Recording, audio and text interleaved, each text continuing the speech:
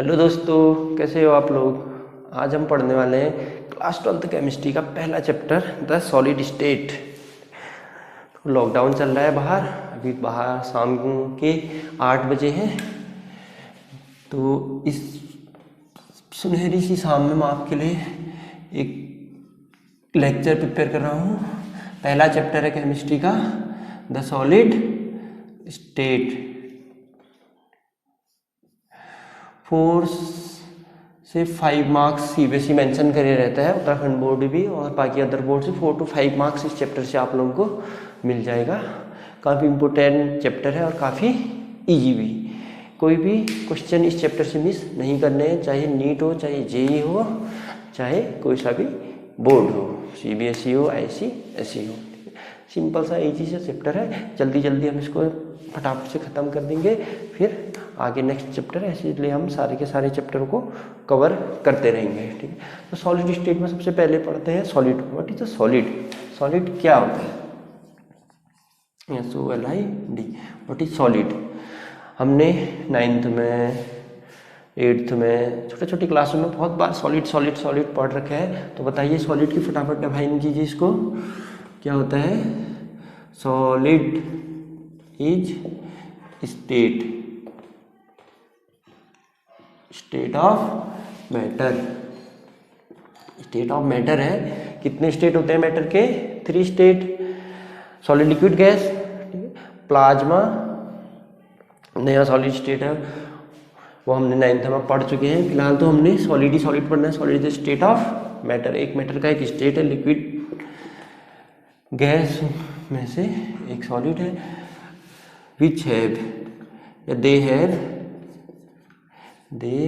Have constant particle, constant particles are held together by strong force of attraction. तो solid को generally हम define कैसे कर सकते हैं?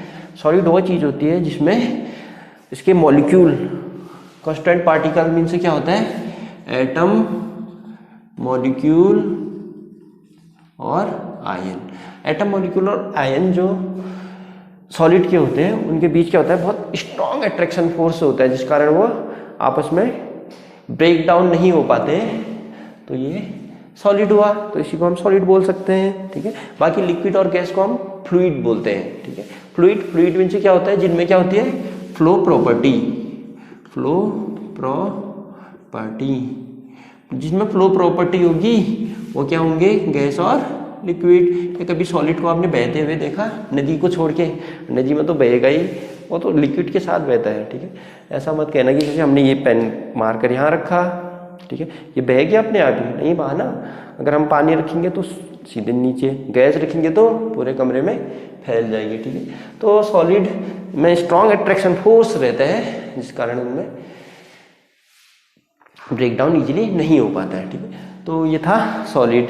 तो हम पढ़ेंगे प्रॉपर्टीज ऑफ सॉलिड। क्या क्या सॉलिड की प्रॉपर्टीज होती हैं, ये भी हम लोग पहले पढ़ चुके हैं। प्रॉपर्टीज ऑफ सॉलिड बहुत ज़्यादा डिटेल में हमने पढ़ना है नहीं, बाकी छोटी क्लासों में हम लोग पढ़ चुके हैं।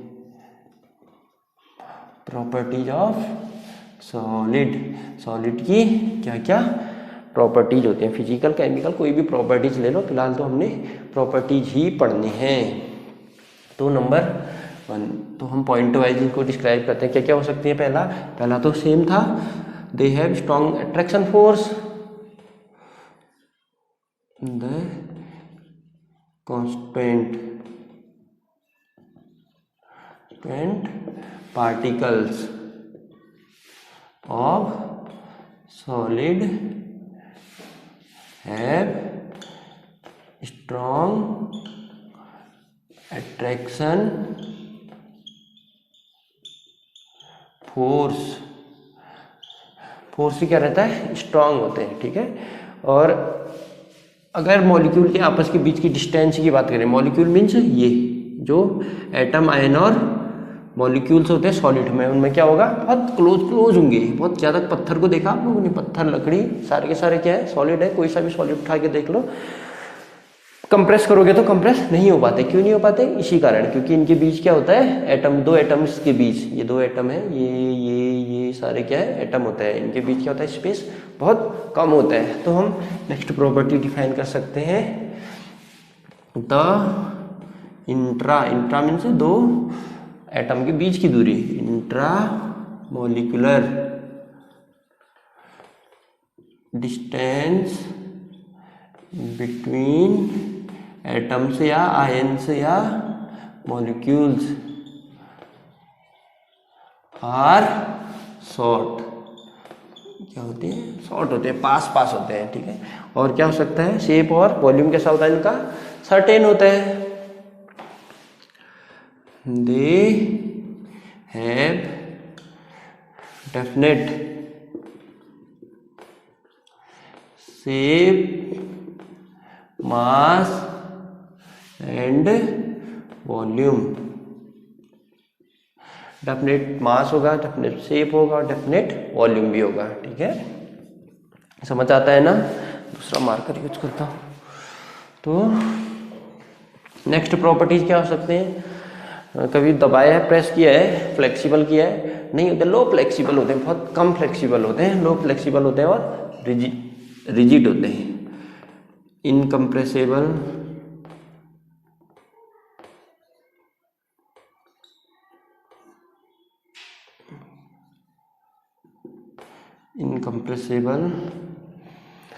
Comma rigid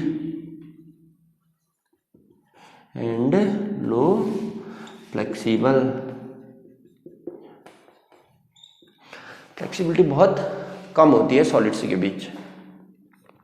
next properties, melting point और बॉइलिंग पॉइंट की बात करें तो ज़्यादा हो गया, कम, डेफिनेटली हायर होगी, high melting point and boiling point. ये जनरल प्रॉपर्टीज होगी सॉलिड्स की। नोट करना है नोट कर लो, स्क्रीनशॉट लेना है स्क्रीनशॉट ले लीजिए। तो एग्जाम वगैरह के लिए ज़्यादा इंपॉर्टेंट है नहीं, बस जनरल प्रॉपर्टीज हम लोगों ने जाननी थी, ये सॉलिड्स की प्रॉपर्टीज हैं, ठीक है। तो सॉलिड्स क्यों इंपॉर्टेंट हैं बताओ? तो जनरल लाइफ में सारे के सारे चीज़ जो हम मोस्टली यूज करते हैं वो किसके बने रहते हैं, सॉलिड्स के बने रहते हैं, ठीक है। जैसे पॉलीमर्स हो गया, आप लोग जो टेबल, चेयर, ब्लैक बोर्ड, ये वगैरह वगैरह लिखने वाली पेन यूज करते हैं, सारे के सारे क्या हैं, सॉलिड्स हैं, ठीक है। और ये मैग्नेटिक प्रॉपर्टीज होती हैं सॉलिड्स में, उनकी स्टडी करनी बहुत ज़रूरी होती है। कंडक्टर होते हैं, लाइट वगैरह का सारा चीज़ें जिसमें उजाला होता है वो किसके बने रहते हैं, सॉलिड्स के ही बने रहते हैं। तो ये क्या है, इसलिए बहुत सारा इम्पोर्टेंट हो जाता है इसकी स्टडी करना। बहुत ज़्यादा डिटेल है नहीं आप लोगों के सिलेबस में, तो लेकिन जितना भी है काफ़ी अच्छा ये है, ठीक। तो इसको इरेज करते हैं, नेक्स्ट टॉपिक पढ़ते हैं, टाइप्स ऑफ सॉलिड्स। क्लास 12 के अकॉर्डिंग सॉलिड्स के कितने टाइप्स हैं, टाइप्स ऑफ सॉलिड्स, कितने टाइप के सॉलिड मिलेंगे हमको? जनरली 2 टाइप्स के सॉलिड। कौन कौन से? नंबर 1 CRYST क्रिस्टलाइन सॉलिड, जिसमें क्रिस्टल बनते हैं, वो क्रिस्टलाइन सॉलिड हो गए। Second amorphous solid, amorphous solids का नाम जनरली स्यूडो सॉलिड भी होता है, वो हमें भी आगे पढ़ेंगे क्या हो सकता है। यूपी राइटिंग समझ में नहीं आ रही है क्या? कमेंट करना अगर राइटिंग समझ में नहीं आ रही तो मैं और सुधारने की कोशिश करूंगा। स्यूडो सॉलिड या इसको सुपर कूल्ड लिक्विड भी कहते हैं, ठीक है। तो क्रिस्टलाइन सॉलिड क्या होगा और अमॉर्फस सॉलिड क्या होगा? क्या है क्रिस्टलाइन सॉलिड? समझ आता है? जो क्रिस्टल फॉर्म में होंगे, क्रिस्टलाइन सॉलिड, या हम कह सकते हैं जिनमें क्या होगा, regular arrangement of constant particles होगा, उसको क्रिस्टलाइन सॉलिड बोलेंगे। Regular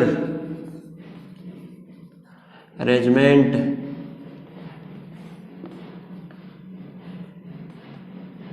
of constant particles. एक रेगुलर अरेंजमेंट होगा। रेगुलर अरेंजमेंट जानते हो किस टाइप का होगा? शो करता हूँ मैं आप लोगों को कैसा रेगुलर अरेंजमेंट हो सकता है। देखो, एक तो हम इस टाइप से बना सकते हैं रेगुलर अरेंजमेंट। ये हैं फटके दाने,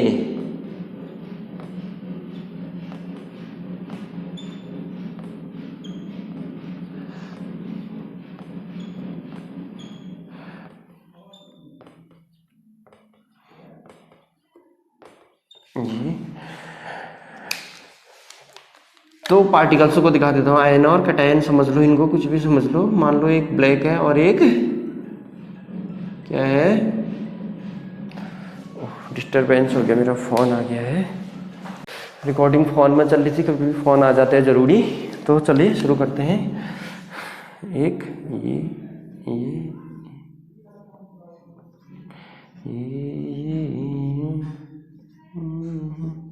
गोल गोल नहीं बने हैं, ये गोल गोल समझ लो कि पूरे गोले हैं। लड्डू लड्डू, छोटा लड्डू, बड़ा लड्डू। देखो, एक कैटायन, एक आयनायन, एक cation anion, cation anion anion, या एक काला लाल काला लाल काला लाल, ये एक रेगुलर पैटर्न है। ठीक है, पूरे अरेंजमेंट ठीक है। देखो नीचे को अगर बात करें तो नीचे काला ही काला है, लाल काला लाल काला लाल काला लाल काला लाल काला लाल, ऐसे चलेंगे तो ये एक रेगुलर पैटर्न हो गया constant particle. Constant particle atom हो सकता है, आयन हो सकते हैं, और मॉलिक्यूल। एटम भी हो सकते हैं, आयन भी हो सकते हैं, और मॉलिक्यूल भी हो सकते हैं। ठीक है, regular arrangement of constant particle हो गया। उसमें अगर उधर की बात करें तो क्या हो सकता है, irregular arrangement of constant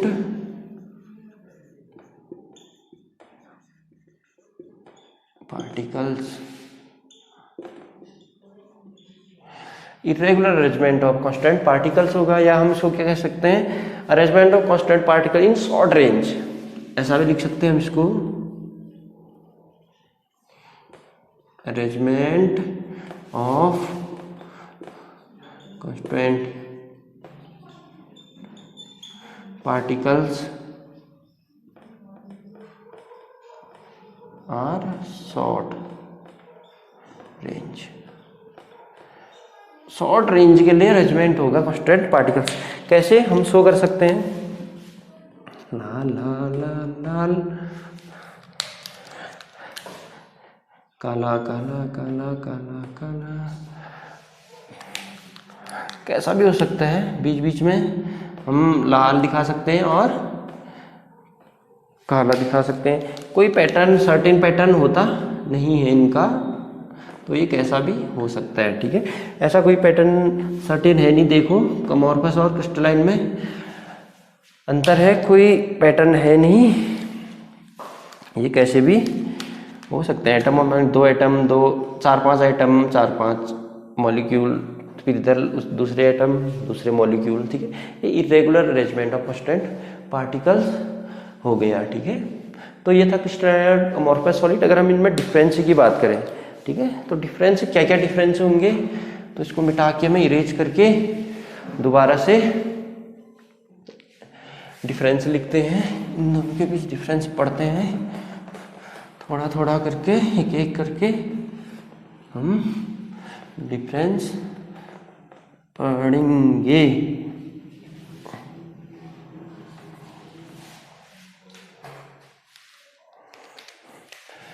difference between crystalline and amorphous solids. क्या क्या डिफरेंस होगा अमोर्फस और क्रिस्टलाइन सॉलिड्स में, ठीक है। पहला डिफरेंस थोड़ा पहले क्रिस्टलाइन लिख लेते हैं एक साइड, और एक side amorphous solid, amorphous solid, ठीक है। तो क्रिस्टलाइन सॉलिड का पहला था इरेगुलर अरेंजमेंट या arrangement of constant particle in long range, ठीक है। Arrangement in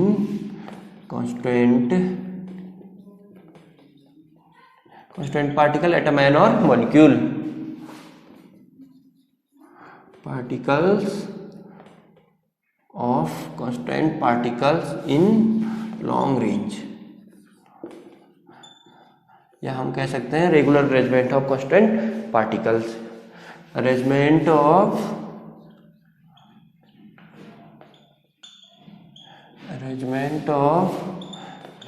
constant particles in short range. Shortcut अपनाते हैं, जो शॉर्टकट अपनाते हैं वो अच्छे नहीं होते हैं, ठीक है।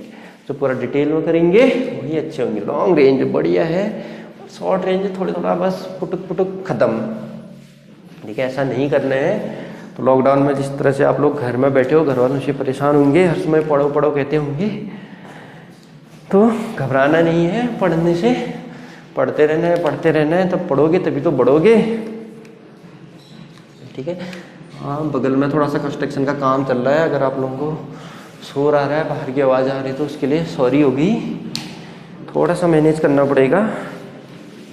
मार्कर भी ढंग से चल नहीं रहे हैं, पता नहीं क्या हो गया इनको। तो सेकंड क्या कह सकते हैं हम इसको, दे आर ट्रू सॉलिड, अच्छे सॉलिड होते हैं, दे आर ट्रू सॉलिड, बढ़िया सॉलिड है, अच्छे। इनको क्या कह सकते हैं हम, दे आर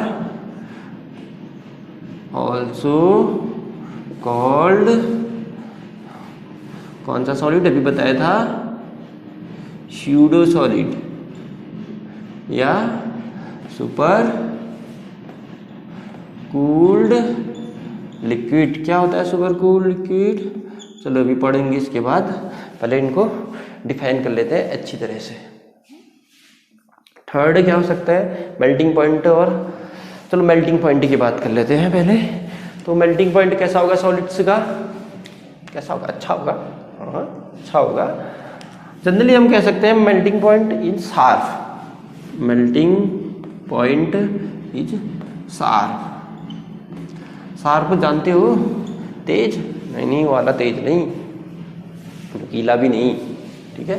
शार्प का मतलब होगा कि अगर 50 डिग्री सेंटीग्रेड किसी सॉलिड का, क्रिस्टलाइन सॉलिड का मेल्टिंग पॉइंट है, तो वो 50 डिग्री सेंटीग्रेड में ही पूरा का पूरा क्या हो जाएगा, मेल्ट हो जाएगा। किसी का 70 है तो वो 70 डिग्री सेंटीग्रेड में पूरा का पूरा क्या हो जाएगा, मेल्ट हो जाएगा। वही तो शार्प मेल्टिंग पॉइंट हुआ, ठीक है। और यहाँ इधर की बात करें तो यहाँ क्या कह सकते हैं हम,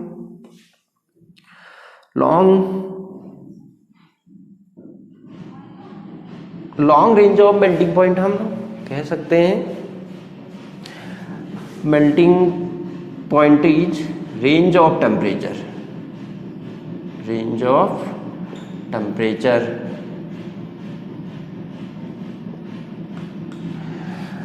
मेल्टिंग पॉइंट का टेम्परेचर रेंज होगा, ठीक है। जैसे हम लोग ने मान लो 50 डिग्री सेंटीग्रेड में कोई चीज़, ये स्यूडो सॉलिड मेल्ट हो रहे हैं, धीरे धीरे मेल्ट होंगे। 50 डिग्री सेंटीग्रेड में स्टार्ट करेंगे, पूरा कहाँ पर हो जाएंगे, 70 डिग्री सेंटीग्रेड में, ठीक है। ये मान लो एग्जांपल है, कोई डाटा है नहीं, ये प्रॉपर डाटा। 70 डिग्री से 50 डिग्री से मान लो स्टार्ट हुआ मेल्ट होना, कहाँ पहुँच गए, 70 डिग्री सेंटीग्रेड में, या 60 से हुआ 80 में पहुँच गए, कैसे भी पहुँच सकते हैं। 55 से हुआ 60 में पहुँच गए, ठीक है। ये रेंज होगा, ठीक है। रेंज मतलब यहाँ से स्टार्ट हुआ और यहाँ तक पहुँच गए डिग्री सेंटीग्रेड में। जनरली हम मेल्टिंग पॉइंट को मेजर करते हैं, ठीक है। और नेक्स्ट क्या हो सकता है, एक अच्छा सा करैक्टर होता है इनका। क्रिस्टलाइन सॉलिड क्या होते हैं, एनआइसोट्रॉपिक इन नेचर, एनआइसोट्रॉपिक इन नेचर, ठीक है। ये क्या होते हैं? Isotropic in nature. ये तुम्हारा नेचर गुस्सा है, बहुत सारे लड़कियों का रोने वाला होता है, किसी का हंसने वाला होता है, ही। ठीक है। तो इनका कैसा है? एनाइसोट्रॉपिक। इसका iso means same, tropic means structure, sorry हाँ प्रॉपर्टीज या स्ट्रक्चर। ठीक है। Same properties, iso means same, tropic means properties. ठीक है। Anisotropic, an means different, tropic means properties. ठीक है। अलग अलग प्रॉपर्टीज जिसके होंगे वो एनाइसोट्रॉपिक होगा और ये आइसोट्रॉपिक। ठीक है। एग्जाम्पल की बात करें तो बेस्ट एग्जाम्पल क्या हो सकता है क्रिस्टलाइन सॉलिड के? नमक NaCl। ठीक है। ZnS। ठीक है।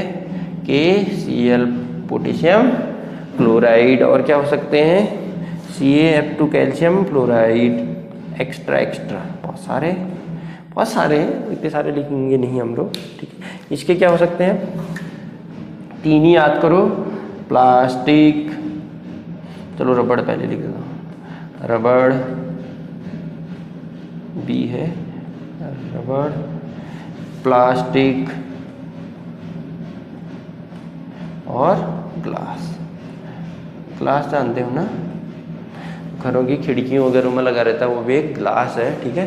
जनरली हम इसको क्या कर सकते हैं? आरपीजी चलाई होगी, पबजी खेलते हो, पबजी में आरपीजी मिली होगी, वही आरपीजी, रबड़, प्लास्टिक और गैस। जनरली याद करने का सही तरीका था रबड़, प्लास्टिक और गैस। ठीक है। जनरली सारे के सारे पॉलीमर किस में आते हैं? अमोर्फस सॉलिड में। ठीक है। पॉलीमर जितने भी होते हैं, टेफ्लॉन हो गया, बेकेलाइट हो गया, जितने भी हैं बाकी, पीवीसी, पॉलीविनाइल क्लोराइड, सारे के सारे किस में आएंगे? अमोर्फस सॉलिड से। ठीक, हाँ अमोर्फस सॉलिड में। बाकी किस में आएंगे? क्रिस्टलाइन सॉलिड्स में आएंगे। ठीक है। तो हो गया, नोट कर लिया होगा। चलो अच्छी बात। एक क्वेश्चन करें, चलो करते हैं।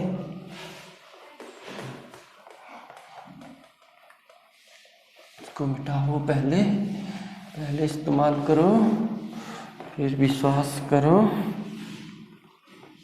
यही तो होता है। आज का दिन काफी थकान भरा था, खैर जो भी है, हम तुम साथ हैं तो फिर डर काहे का। आप लौट चलें। Question, differentiate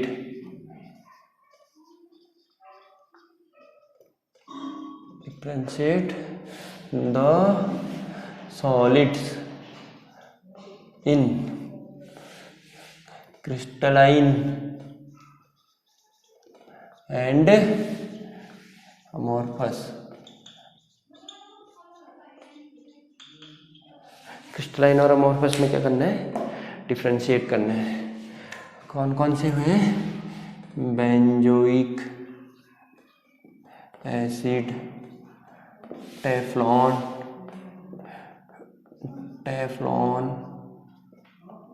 naphthalene,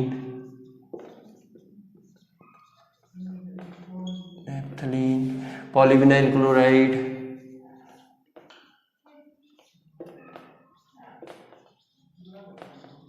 RiD, polyvinyl chloride. और क्या हो सकते हैं? कॉपर। बुक का क्वेश्चन है, चलो बुक में से उतार लेते हैं।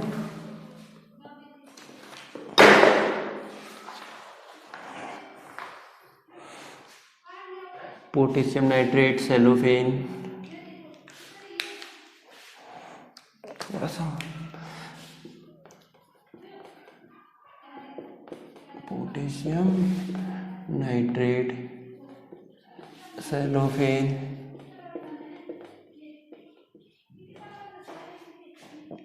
चलो यही कर लेते हैं। तो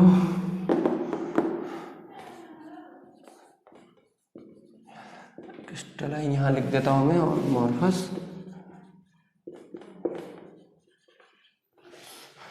बताओ पहला, बेंजोइक एसिड किसमें होगा? बेंजोइक एसिड क्रिस्टलाइन एसिड है, क्रिस्टल बनते हैं बेंजीन के, बेंजोइक एसिड के। टेफ्लॉन एक पॉलीमर है, तो ये कहाँ आएगा, इधर। बाकी इनके बारे में डिटेल पॉलीमर चैप्टर है, उसमें पढ़ेंगे। फिलहाल ज़्यादा डिटेल में नहीं जाते हैं। नेप्थलीन इधर आएगा। जितने भी ऑर्गेनिक कंपाउंड्स रहते हैं सारे के सारे लगभग क्या रहते हैं, क्रिस्टलाइन सॉलिड्स रहते हैं। बाकी polyvinyl chloride PVC, polyvinyl chloride PVC, ये पीवीसी पॉलीविनाइल क्लोराइड किसमें आ जाएगा, इधर। पीवीसी आप लोगों ने देखा होगा कोटिंग मटेरियल और मेडिसन वगैरह जो दवाइयाँ रहती हैं वहाँ यूज होता है, पैकिंग वगैरह में यूज होता है। कॉपर, भाई साहब कॉपर इधर ही आएंगे, और पोटेशियम नाइट्रेट भी इधर ही आएगा, मॉलिक्यूलर सॉलिड है पोटेशियम नाइट्रेट, ऑर्गेनिक कंपाउंड है, प्लस माइनस आयन देता है, तो इधर सेलोफेन इधर आएगा। सेलोफेन तो देखा होगा आप लोगों ने, जानते भी होंगे।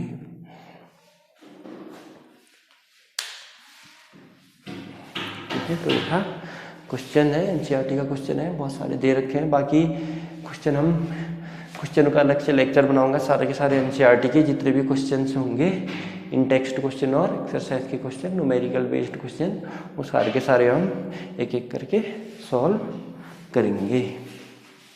ठीक है, तो इसको बिठा देता हूँ। कुछ चीज़ें छूट गई थी हमारी, जैसे कि एनाइसोट्रॉपिक और आइसोट्रॉपिक नेचर क्या होता है।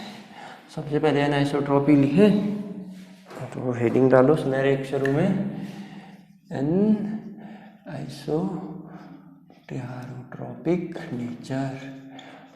चेक करते हैं चल रहा है कि नहीं चल रहा। बीच बीच में चेक करनी होती है रिकॉर्डिंग, क्या पता ना चल रहा हो फ़ोन आने से तो प्रॉब्लम हो जाएगी। तो एनाइसोट्रॉपिक नेचर क्या होता है, एनाइसोट्रॉपिक नेचर नहीं पढ़ा होगा, कोई बात नहीं, मैं हूँ ना।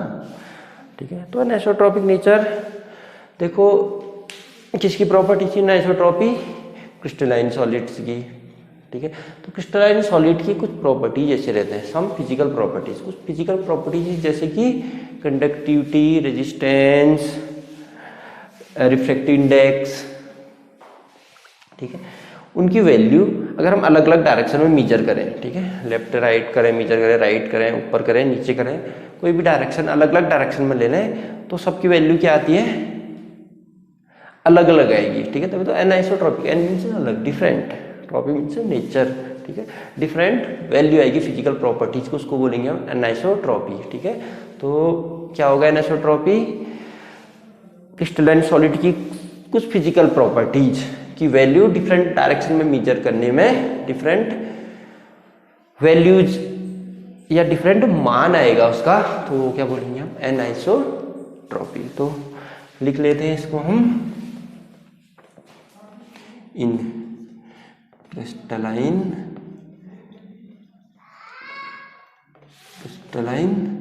Solid, crystalline solid some physical properties like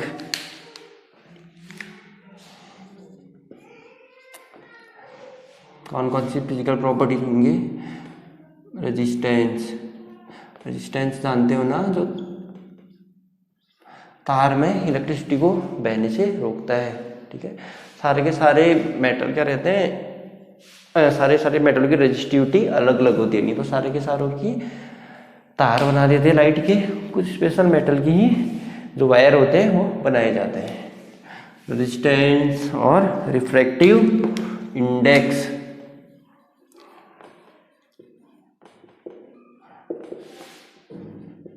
ठीक है, physical properties have so different value when measured in different direction, अलग अलग डायरेक्शन में वैल्यू मेजर करेंगे तो अलग अलग वैल्यू आएगी। तो ये क्या होगी, एनाइसोट्रॉपिक नेचर हो गया। किसका हो गया, क्रिस्टलाइन सॉलिड्स का। ठीक है, तो ऐसा क्यों होता है, हमने क्रिस्टलाइन सॉलिड का क्या बनाया था कि स्ट्रक्चर बनाया था। कैसा था, अलग अलग तरीके से लड्डू थे, तो वही हम दोबारा से बनवा लेते हैं। ये छोटे बड़े लड्डू हो गए, तो आपको ध्यान रखना है कि लड्डू क्या रहे, बराबर ही रहे, ऊपर नीचे हो गए हैं। शायद मैं थक गया इसीलिए ऐसा हो रहा है। वैसे मेरी ड्राइंग काफ़ी अच्छी थी, लेकिन अब गुस्सा हो गई है। तो इस गुस्से को सही करते हैं हम सही तरीके से बना के। देखो मान लो हमने इस डायरेक्शन में मेजर करी फिजिकल प्रॉपर्टीज की वैल्यू, इधर डायरेक्शन में। ठीक है, यहाँ से गए तो क्या आया रास्ते में, काला लाल काला लाल काला लाल काला लाल, ब्राउन मुंडे हैं ये। एक ब्राउन मुंडे आया, एक गोरी चिकनी गोरी, ब्राउन मुंडे गोरी चिकनी गोरी, ब्राउन मुंडे चिकनी गोरी, ब्राउन मुंडे गोरी चिकनी। नीचे को जाएं तो सारे के सारे क्या आ गए, ब्राउन मुंडे। ठीक है, तो देखो दो डायरेक्शन में हमने मेजर करे, यहाँ को अलग आए, यहाँ को अलग आए, यहाँ को सारे के सारे ब्राउन मुंडे आए, यहाँ पर गोरी चिकनी मैम और ब्राउन मुंडे दोनों आ गए। ठीक है, तो यहाँ को वैल्यू अलग आएगी, यहाँ को अलग आएगी। ठीक है, so the value of physical properties is different. Physical property की वैल्यू अलग अलग आ गई, क्योंकि यहाँ अलग है अरेंजमेंट, यहाँ को अलग है। तो ये कौन सा नेचर हो गया, एनाइसोट्रॉपी नेचर। तो इसको मिटा देते हैं, आइसोट्रॉपिक नेचर स्टार्ट करते हैं।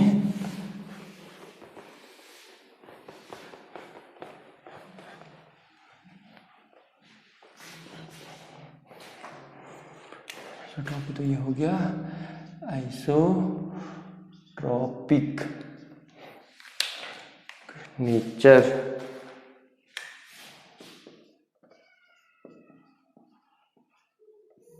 आइसोट्रॉपिक नेचर तो वो एनाइसोट्रॉपिक क्रिस्टलाइन सॉलिड में शो कर रहा था, तो ये किस में शो करेगा, अमॉर्फस सॉलिड्स में। ठीक है, तो सेम होगा। उसमें क्या था, सम फिजिकल प्रॉपर्टीज की वैल्यू डिफरेंट डायरेक्शन में मेजर करने में क्या थी, डिफरेंट वैल्यू शो कर रही थी।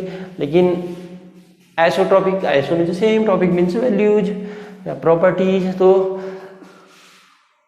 आइसोट्रॉपिक में क्या होगा, अगर हम मेजर करते हैं वैल्यूज को फिजिकल प्रॉपर्टी की अलग अलग डायरेक्शन में, तो वो क्या होंगे, सारे के सारे सेम होंगे, इधर भी सेम इधर भी सेम। ठीक है, सारे स्कूल की कुड़ियाँ सेम। तो लिख सकते हैं हम क्या, in amorphous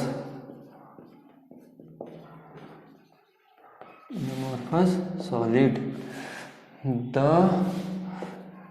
values of physical properties, the values of physical, the value of physical properties like same, like resistance, resistivity, resistance लिख देता हूँ, resistivity या रेजिस्टेंस और रिफ्रैक्टिव इंडेक्स जानते हो, रिफ्रैक्टिव इंडेक्स क्या था, रिफ्रैक्टिव इंडेक्स 10th में पढ़ा होगा। लाइट की रेज अगर डिफरेंट मीडियम में जाती है तो अपने जो उसका वे होता है वहाँ से क्या हो जाती है, थोड़ा सा डेविएट हो जाती है, इसको क्या बोलते हैं हम, रिफ्रैक्टिव इंडेक्स। ठीक है, लाइट की रेज आई ऊपर से, ये मान लो हवा थी, यहाँ पानी आ गया, तो पानी में जाने यहाँ से सीधे उधर जानी चाहिए थी, कहाँ को मुड़ गई, इधर को मुड़ गई, ये क्या थी, रिफ्रैक्टिव इंडेक्स 10th फिजिक्स में, 12th फिजिक्स में हम अलग से इसको पढ़ेंगे। The value of physical properties like resistance have same in all directions. Writing थोड़ा मेरी ठीक थी पहले, अभी थोड़ा सा अच्छी नहीं हो गई है। जब मैं छोटा छोटा था पुटकी सा, तो मुझे क्या होता था, पार्टिसिपेशन होता था जो राइटिंग का, उसमें काफ़ी अच्छा पोजीशन आ जाती थी मेरी। फिलहाल तो अच्छी है, समझदार है। नहीं समझ में आएगा तो कमेंट में करना, अगली बार से ट्राई करूँगा, किसी अच्छी सी गौरी मैम से सीख के आऊँगा और अच्छी अच्छी राइटिंग बनाऊँगा। ठीक है, सेम हैव सेम, क्या same physical properties have same value in all direction. ऐसा क्यों होता है ऐसा? क्योंकि मैंने बताया था आपको कि जो क्रिस्टलाइन आइसोट्रॉपिक अमॉर्फस सॉलिड होते हैं, उनका रेगुलर अरेंजमेंट क्या रहता है, कोई सर्टेन नहीं रहता, कहीं को भी हो सकते हैं, कैसा भी हो सकता है। मैंने ऐसा बना दिया, अभी आप कैसा भी इसको बना सकते हो, बेंजीन रिंग जैसा भी बना सकते हो, आड़ा टेढ़ा तिरछा मिर्चा सब मान्य है, सब जायज़ है। प्यार इसको और मोहब्बत में सब जायज़ है। ये देखो, यहाँ को नापेंगे तो यहाँ को बदर बदर पता नहीं क्या क्या अलग अलग है, यहाँ को नापेंगे यहाँ को भी अलग अलग है, गोल कुछ है नहीं, ऐसा कुछ है नहीं, सब डायरेक्शन में क्या है, अलग अलग हो गई हैं वैल्यूज मीन्स अलग अलग अरेंजमेंट हो गई, इधर भी अरेंजमेंट, इधर भी कुछ निश्चित है नहीं, तो ऐसा कुछ हो नहीं पाता है इसमें रियल। तो वैल्यूज क्या आ जाएंगे, वैल्यूज ऑफ फिजिकल प्रॉपर्टीज,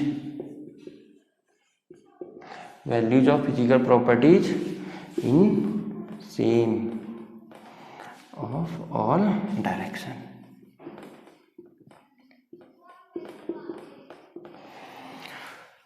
ठीक हो गया, ठीक छू, इतना समझ आता है तो मैं इरेज करता हूँ।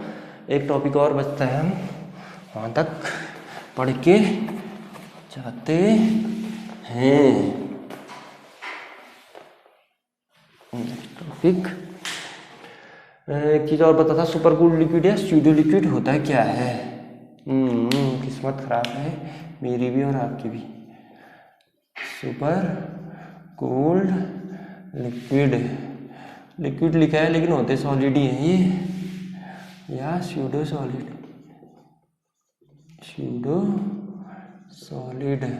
सुपर कूल्ड लिक्विड या स्यूडो सॉलिड क्या होंगे?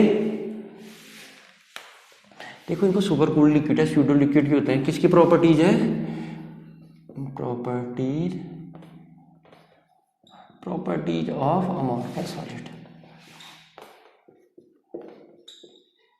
प्रॉपर्टीज भी कह सकते हैं, इनको कहते भी हैं, also called in amorphous solid भी होते हैं, स्यूडो सॉलिड भी इन्हीं को बोलते हैं और सुपर कूल्ड लिक्विड भी इन्हीं को बोलते हैं। प्रॉपर्टीज कहना थोड़ा सही नहीं है, ठीक है, मतलब और कह सकते हैं, इन्हीं का नाम अमॉर्फस है, इन्हीं का नाम सुपर कूल्ड लिक्विड है, इन्हीं का नाम स्यूडो सॉलिड है। ठीक है, सुपर कूल्ड लिक्विड क्यों कहते हैं? सुपर कूल्ड लिक्विड इसलिए कहते हैं कि देखो, अमॉर्फस सॉलिड है, जैसे कांच जो पॉलीथीन हुआ करती थी, ठीक है, उसको जब हम पिघलाते हैं, हीट देते हैं, तो क्या हो जाती है, पहले मेल्ट होती है, मेल्ट हो जाती है, एक अजीब सा लसलसा लेई टाइप से क्या बन जाता है, उसका सब्सटेंस बन जाता है, वो लेई टाइप से बन जाता है। उसके बाद अगर हम उसको दोबारा से क्या करते हैं, कूल करते हैं या ठंडा करते हैं, एक कूल टेम्परेचर देते हैं उसको, तो वो दोबारा से क्या हो जाता है, सॉलिड फॉर्म में चेंज हो जाता है। तो इसलिए इनको क्या कहते हैं, सुपर कूल्ड लिक्विड कहते हैं।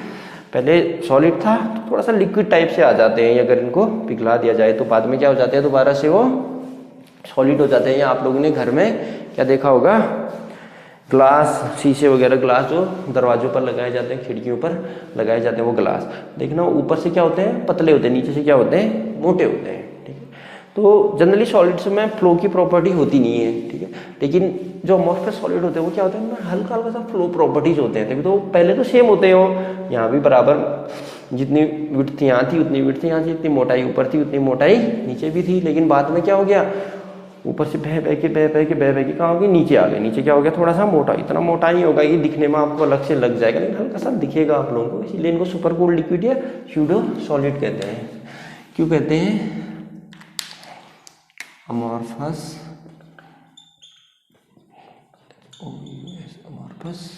Solids generally have property of flow. Flow कभी सॉलिड को फ्लो करते हुए देखा है आप लोगों ने, ठीक है, नहीं करता है, ठीक है। शाम को या सुबह रात को जहाँ चीज़ रखते हो सॉलिड वाली वहीं पर मिलेंगे, ठीक है।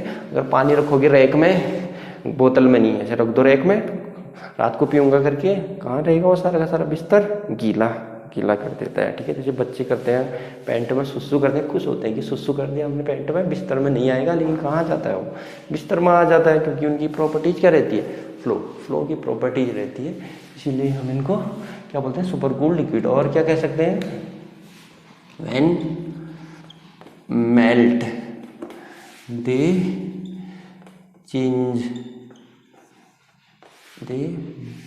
मोल्ट या चेंज इनटू